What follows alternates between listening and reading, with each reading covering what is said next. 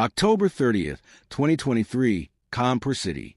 It was 7:30 p.m., but 16-year-old Kushagra, a 10th standard student, hadn't returned home from coaching.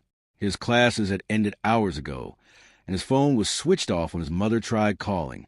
The number you're trying to reach is currently switched off. As time passed, his mother's worry grew. This was the first time something like this had happened. Kushagra always called to inform them if he was running late. Unable to bear the anxiety, she called his father, sharing her concerns. He reassured her, saying, "It hasn't been that long. He might be with friends. Don't worry, he'll be home soon," and hung up.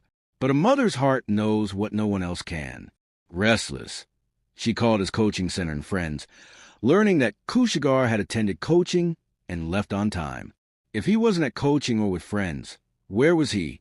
Her mind swirled with questions. Then, her eyes fell on a letter on the balcony. Its contents were beyond anything the family could have imagined. 8:10 p.m., October 30th, 2023. When Kushagra's mother opened the letter, her world collapsed. Kushagra had been kidnapped, and the letter demanded a ransom of 30 lakh rupees. When his father, Manish Kanodia, learned this, he immediately called his brother, Sumit Kanodia, in Lucknow. Panic spread through the family. By 9:30 p.m., Sumit and other relatives arrived from Lucknow. Here's the letter sent by the kidnappers. "I don't want your festival to be ruined. Hand over the money, and your boy will be back in an hour. We'll call you. Allahu Akbar. His scooter and phone are parked near Hotel the City Club. I don't want to harm you. I'm telling you again, don't panic. Trust in Allah." Second page asterisk. "We request you not to inform the police, your Lucknow family, or anyone nearby that we've kidnapped Kushagra. You have 2 or 3 days to arrange 30 lakh rupees. If this news spreads, you will be responsible for the consequences. Arrange the money quickly, and your boy will be home in an hour. Meet us at Coca-Cola Crossing at 2 a.m. with cash. I'll come to collect it. Once the money is in my hands, your boy will be home within an hour. When you've arranged the money, place a festival flag outside your house. I'll see it. Then I'll call you. If you try anything smart, you'll be responsible. My eyes are on your house. If any word gets out, beware. Don't panic. Your boy will return safe and sound, but his safety depends on you." The letter is confusing. It mixes Islamic phrases like Allahu Akbar with references to a Hindu festival flag, suggesting the kidnapper was trying to mislead the investigation. The mention of the Lucknow family indicates the kidnapper knew the family well. Police noted the religious references and are investigating their purpose. The family informed the police, who began their investigation. Since they lived in an apartment, they first questioned the security guard about how the letter reached them. The guard's information was crucial. He said a boy on a scooter, with a cloth covering his face and wearing a helmet, delivered the letter, saying it was for Manish Kanodia. The guard found it suspicious and asked the boy to deliver it himself, removing his cloth and helmet. When the boy entered the building, the guard checked the scooter. Its front number plate was painted black, and the rear plate was covered with cloth. He removed the cloth and noted the number, up 78 AD 2204. The boy returned, glared at the guard, and left. The guard considered taking a photo, but didn't. This alertness was vital, unlike a recent Ludhiana case where a guard's negligence cost a life.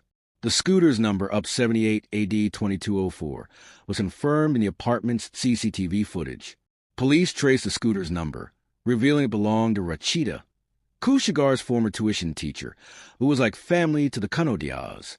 Shockingly, Rachita had been calling the family, pretending to be concerned about Kushagra. The twist was Rachita the mastermind, or was she being framed? Kidnapping cases are sensitive. One wrong move can endanger the victim, especially with threats against involving the police. To protect Kushagra, the family acted carefully. Some family members visited Rachita, casually asking about her scooter. She said her boyfriend, Prabhat Shukla, had it. Under pressure, she took them to Prabhat's house in OM Nagar, where the scooter was found. The family stayed composed, not revealing their suspicions. They asked Prabhat to help search for Kushagra out of humanity. Kushagra's uncle took Prabhat and Rachita to the police station under the pretense of filing a report. Meanwhile, police reviewed CCTV footage. At the coaching center, Kushagra was seen leaving on time. Another camera, around 4:15 p.m., showed a boy asking Kushagra for a lift on his scooter, which then headed away from home to interrogation at the station. Prabhat denied everything, claiming the scooter's number plate read instead of Edi, a clever alteration. But under pressure, Rachita broke down and confessed the entire plan. Confronted with her confession, Prabhat admitted his role, revealing his friend Aryan alias Shiva Gupta was also involved. Aryan had delivered the letter, while Prabhat waited near Hotel the City Club, where they parked Kushagra's scooter, later recovered by police. The tragic discovery of the biggest question remained. Where was Kushagra? Prabhat led police to his house. Inside a storeroom, they found Kushagra's body, hands and feet bound, throat strangled with a rope. He had been murdered. The sight was devastating for the family. Hours earlier, he was alive. Now he was gone. Neighbors were stunned that a murder occurred in their midst. Unnoticed, CCTV evidence and nearby CCTV camera provided key evidence. Footage showed Prabhat entering his house that evening, followed by Kushagra. 30 minutes later, Prabhat left alone. The murder happened in that storeroom. The motive: no one suspected Kushagra would be killed, given a ransom letter. Manish Kanodia ran a successful textile business, and the family was financially strong.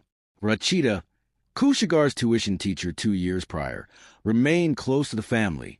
On October 13th, she attended a party at their house with Prabhat. Seeing their wealth, Prabhat hatched a plan to kidnap Kushagra for 30 lakh rupees, convincing Rachita it would set their lives.